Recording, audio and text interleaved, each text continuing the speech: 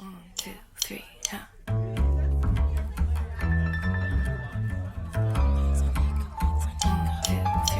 Sayo says, have you heard what Sayo says? Whether she's sitting down by herself or with her friends, that's what Sayo says.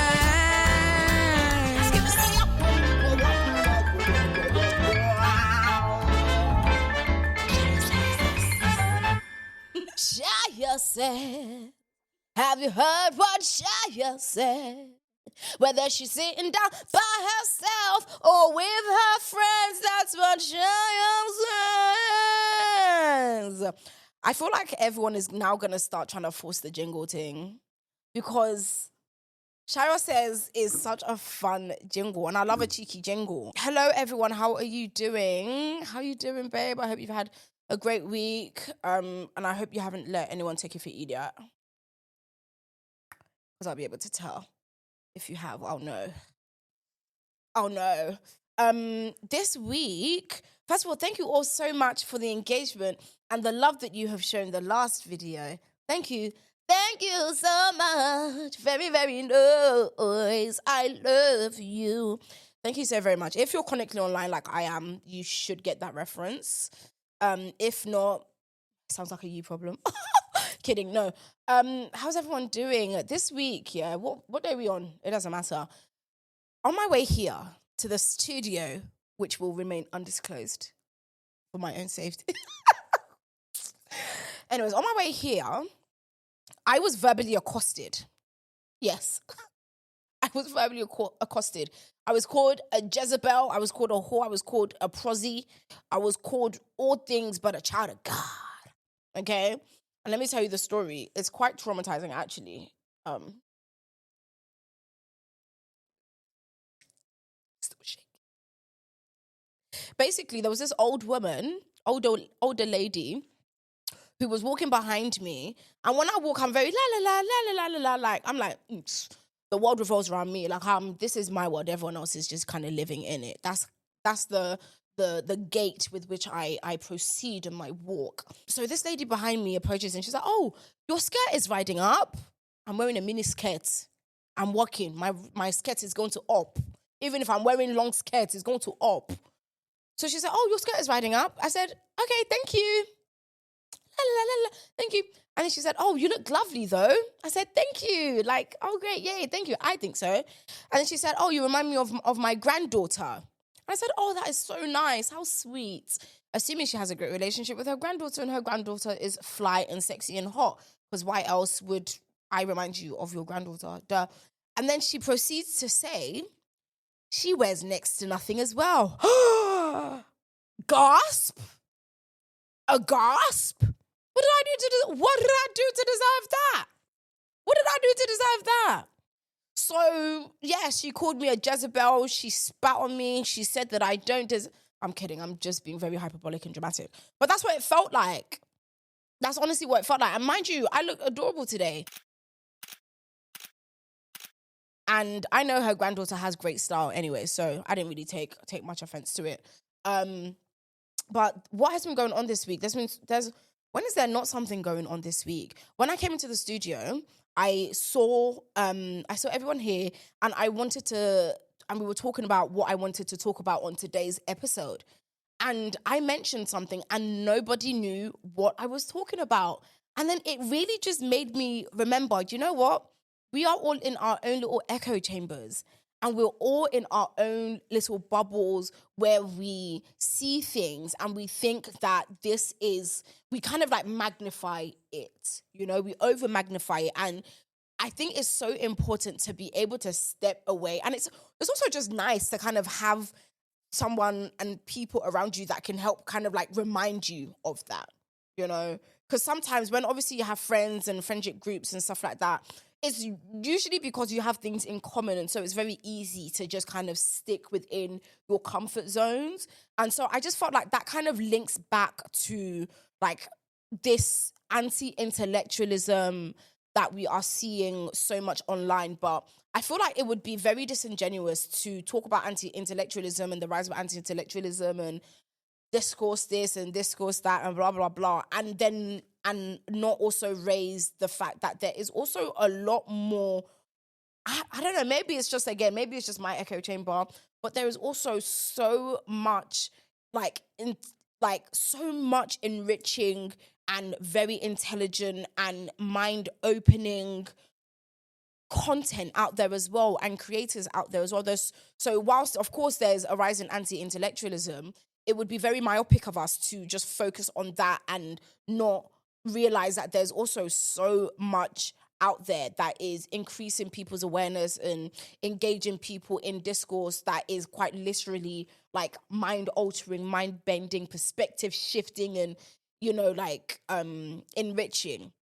But regarding anti-intellectualism, it's actually quite scary, I'm not going to lie to you, because it's so easy, again, linking back to the echo chambers, it's so easy, again, to just kind of like to fall into that habit of only seeing things that you want to see. Not too long ago, I was having a conversation. We were talking about like religion, and we were talking about, like faith. I'm not religious, right? But a few people in my family still are. And we're talking about religion, and my goodness, it was just so interesting to see how different people come to different conclusions based on what it is they allow themselves to consume and what it is they allow to shape their minds. And I was having the conversation with him, I love him down. I was having the conversation with him, and I was just thinking, like, how? Like, some of the parts of the conversation, it was so difficult for me to even listen to, because I was just like, so I'll give an example. So we were talking about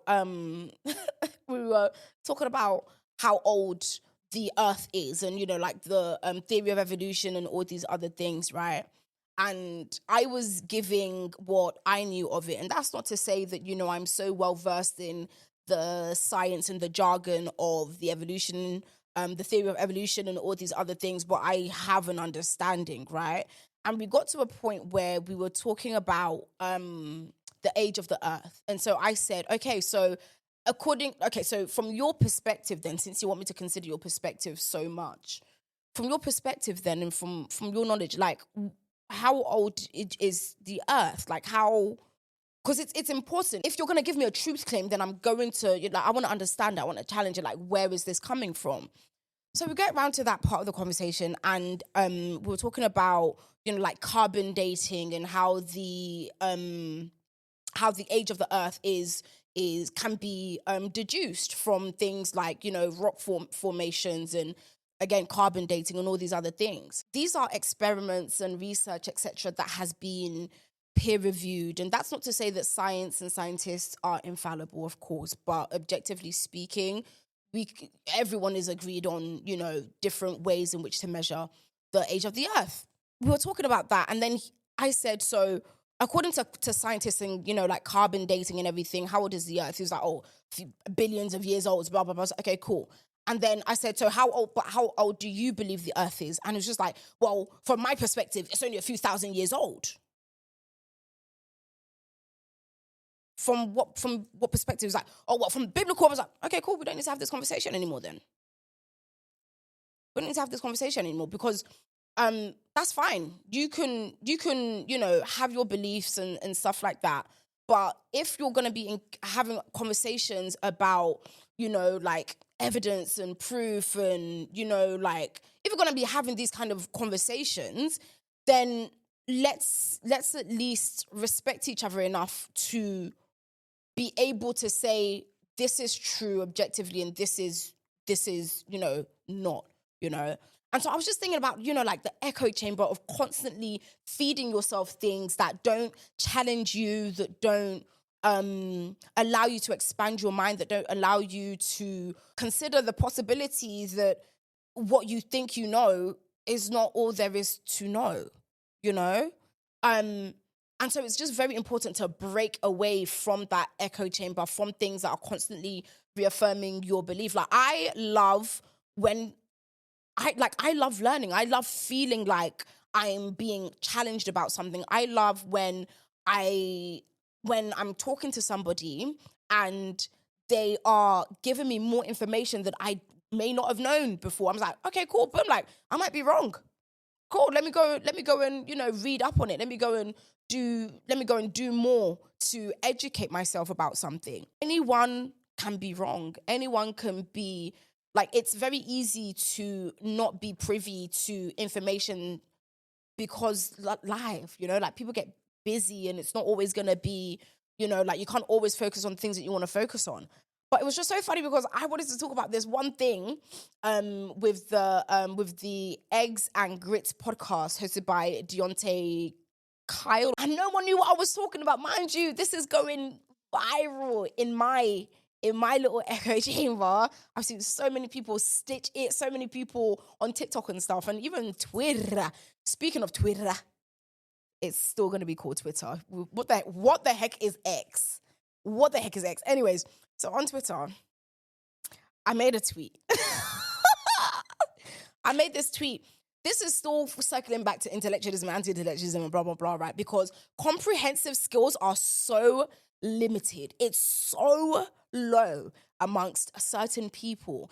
And sometimes I'll be thinking like, we're not having the same conversation right now. And it's because people do not know how to have conversations. They just flout all of the conversational rules, They flout it. So I made this tweet that is, for some reason, people are being obtuse about.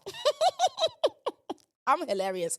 Okay, I'm just going to read it. Why is it so hard to come across a guy who doesn't want kids? So many of them think they do. But then again, I'd love to be a father too. It looks so easy and optional and non-committal and nothing really changes for them. I want to be a father too. Boos.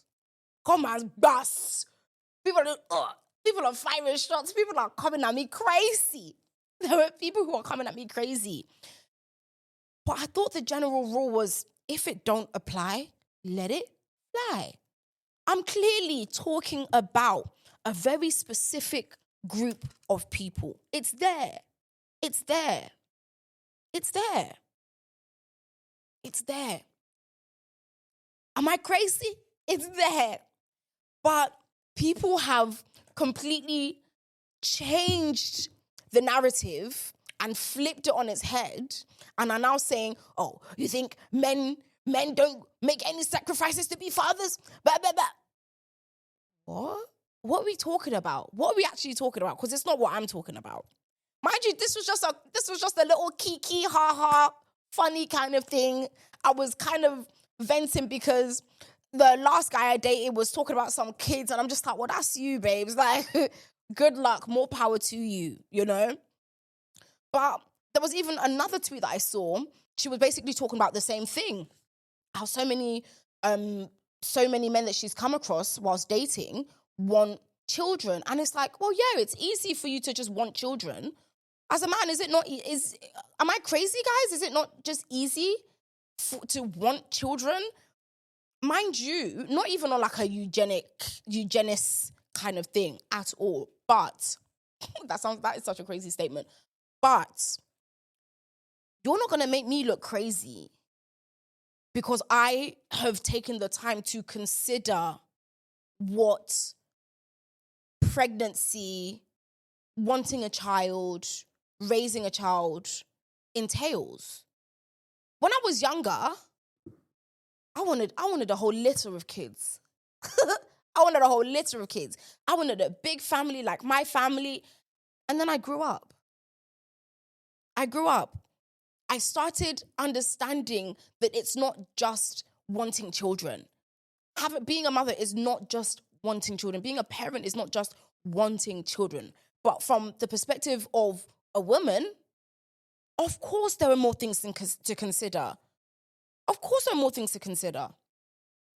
Maternal mortality amongst Black women is 4 times that of white women. We live in a society that quite literally shames and blames single mothers, that holds them accountable for the actions of deadbeat fathers. We're not going to act like this doesn't happen. We're not going to act like this context isn't important.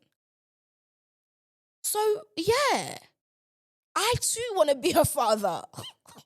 I'd love to be a dad and just, be there and not have to really go through all of the changes. Why is it crazy to consider that women are more hesitant now, or at least more vocal about it, when considering the majority of the change happens to us? Why is that so crazy? Why are you being obtuse? Why are you being dumb? Why are you being a silly billy? Why are you being a silly billy? And so there's just a bunch of men in my comments saying, oh yeah, you stupid woman, you female. Wait, there was one reply that actually sent me because it was hilarious. So he says, there were several responses, actually. One was trying to think like a man while still standing in a female-coded emotional framework. What the?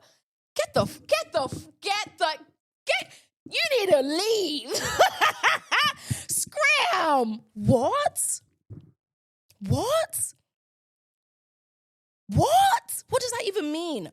Trying to think like a man while still standing in a female-coded emotional framework creates distortion. That distortion often leads to a men have it easier, they do, narratives, which flatten a lot of invisible emotional labor men do face just in a less socially acknowledged way. Can someone translate that to me, please?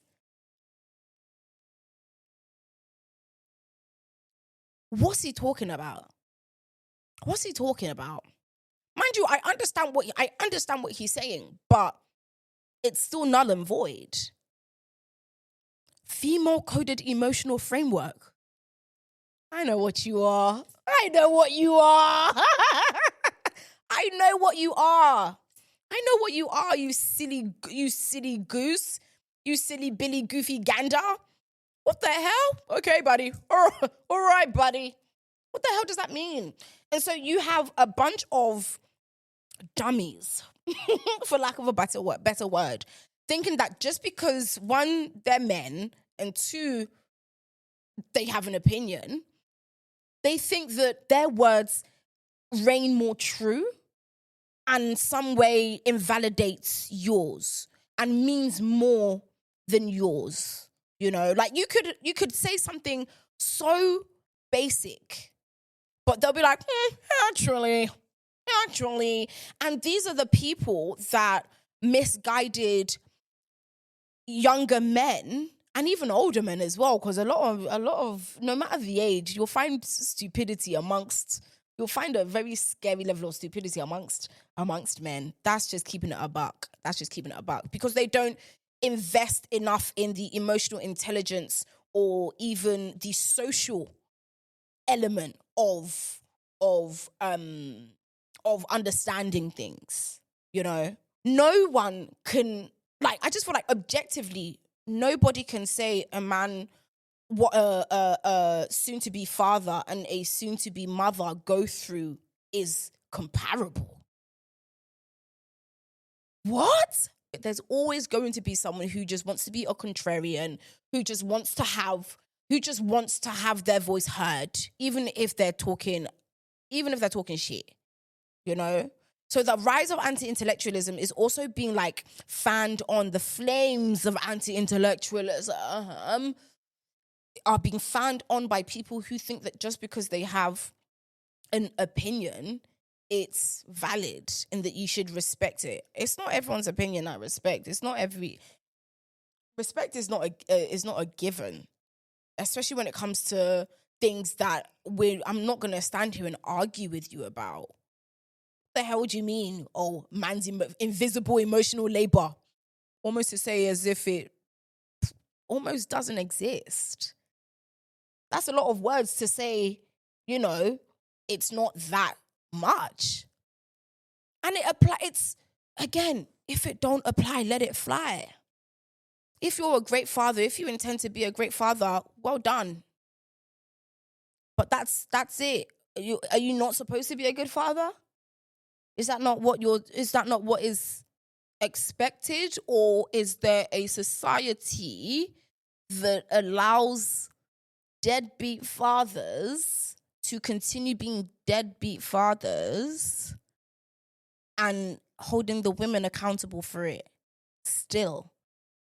It's almost as if that's, what I was talking about. And people can't infer meaning anymore. Like, we shouldn't have to be holding your hand through things. I know there's that expression, I'm going to hold your hand whilst I say this. I'm not holding your hand. I'm not holding your hand. These are grown adults that we share a planet with. Isn't that scary? Isn't that scary? You need someone to, and that's why I hate all these disclaimers that people give. Why do you need to give you should be able to read between the line. Comprehensive skills are very low. Literacy skills are very low. I can see the children that got left behind. We can see the adults who are the children that got left behind because you can't even infer meaning and understanding. You need things to be spelt out for you. That's crazy, honestly. But obviously, a lot of people got the satire in the tweet, and a lot of people, because again, it'd be unfair to talk about anti-intellectualism and in a way that doesn't act like there aren't intellectuals and people, not even just intellectuals, just people with common freaking sense, people with common sense that will be like, actually no, that will have the correct rebuttal. But it's so important to not live in your echo chamber. It is so important to speak to people and understand how they see the world, just so you know how to navigate around them. Because one thing I'm not going to do is waste my time arguing with someone who fundamentally is intellectually dishonest. That's it. I'm not doing it, man. I ain't doing it. Please. I wasn't up at stupid o'clock writing my dissertation and my master's thesis to be arguing online with internet strangers that can't even infer meaning from a simple tweet. Don't be stupid. Silly Billy. But I think it's very important for people to it's very important to challenge people. But obviously with discernment, everything is discernment, right? But we need to discern. But it's very important to stand against misinformation. It's very important to challenge people on how they see the world, because we are all impacted by each other. Whether it's an onlooker of someone being assaulted or someone being abused, someone being verbally accosted. One thing about me, I'm going to speak up. I got a slick mouth. I'm going to speak up. Not too long ago, I saw these two little gremlins, these two little kids, wiping ice cream all over a public bin. I was on my way to the cash point to pick up some cash doila, and I see them. I stop. I take my headphones out. I'm just like, what are you doing? They stop, shooketh. Mind you, I'm 5'1". 5'1". I said, what are you doing? And it's like, they're laughing. I'm just like, no, what's funny? What are you doing? Is that the right thing to do? Is would you do that in front of your mom? Is that the right thing to do? And they ran away. They scurried away, little rats. You need to challenge people. You need to challenge people. Even you need to challenge their ideologies. You need to challenge their beliefs, because people act on their beliefs, and their actions will impact other people. Obviously, it's not every time. Obviously, it's not every day. Like I said, you should be able to hopefully discern when to act and when to, know when to pick your battles, because again, your safety is also important, But when having conversations with people, I'm very conversational. I talk to strangers, I talk to animals, I talk to everyone. But it's just important to be able to see how different people see the world. Again, we live in echo chambers, guys. And I think that is a great way to round up today's episode of Sayo Says. Did you hear what Sayo says? Whether she's sitting down by herself or with her friends, that's what Sayo says.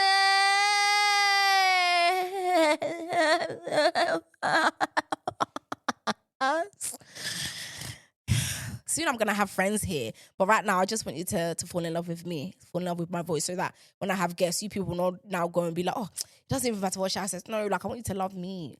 Love me. Choose me. Pick me. Meredith Grey, Grey's Anatomy. Love her. But that was a very iconic speech. Anyways, Sayo says, have you heard what Sayo says? What you think about someone with a friend? That's what Sayo says. Thank you.